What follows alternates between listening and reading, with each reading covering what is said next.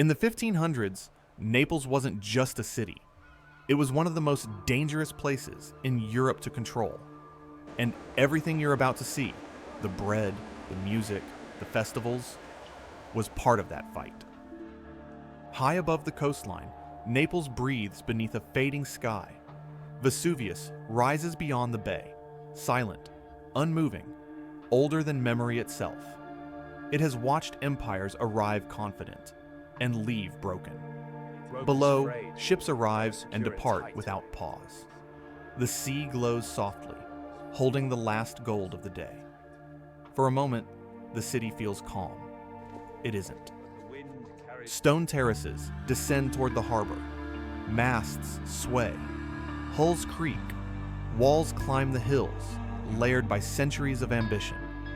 At the water's edge, fishermen return with heavy nets. Silver flashes in the dying light. This is where the city feeds itself. But food is only the surface. Beyond the docks, Naples presses inward. Alleys narrow. Voices echo. Children race through shadowed passages while kitchens wake the night air. The city moves fast because it has to.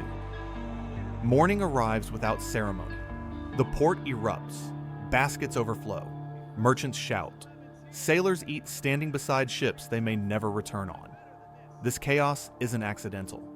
Behind the stalls, the real work begins. Bread rises, cloth steams, clay spins. Spices are measured grain by grain. Every movement feeds the same machine.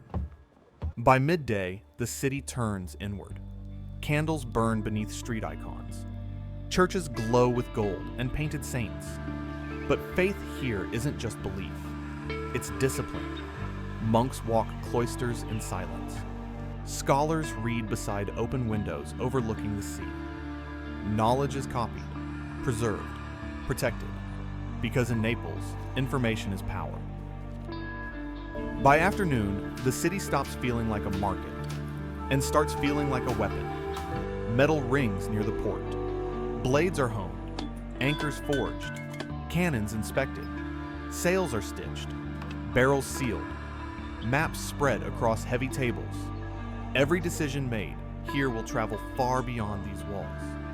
This is why Naples mattered. Toward evening, wine loosens tongues. Taverns glow. Laughter spills into the streets. Noble houses fill with candlelight and perfume. Behind thick stone walls, ambition moves quietly. Then night arrives. Lanterns scatter stars across wet stone.